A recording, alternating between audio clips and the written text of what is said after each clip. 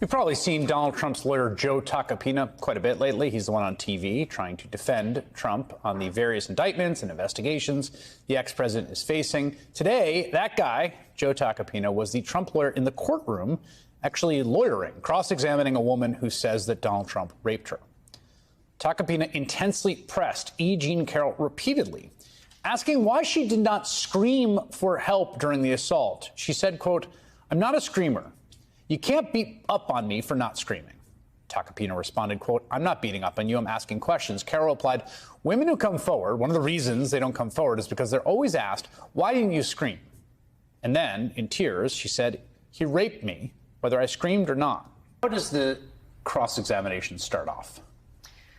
Cross-examination started off this morning, Chris. It was such a long day that I'm almost at a loss to remember exactly how he started off with her. But what I will say is that he was a lot gentler than I thought he was going to be. You know, Tacopina is a person known for his bluster, definitely commandeers a courtroom.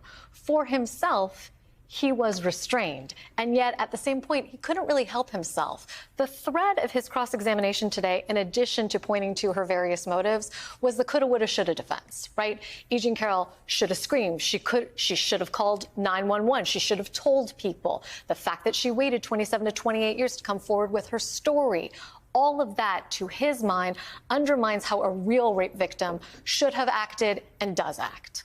And E. Jean Carroll said, "I don't remember the date, I don't remember the season, I don't remember the year, and yet I remember exactly how it is that the assault went down moment by moment in terms of our walking through the store and what was supposed to be this hilarious, funny lark of a story suddenly turned into something very, very different." You know, I keep being struck by her composure and wit in what I read. There was a line she had where her lawyer on direct early in the day was talking about basically trying to inoculate her from cross-examination about you're doing this for attention. Right.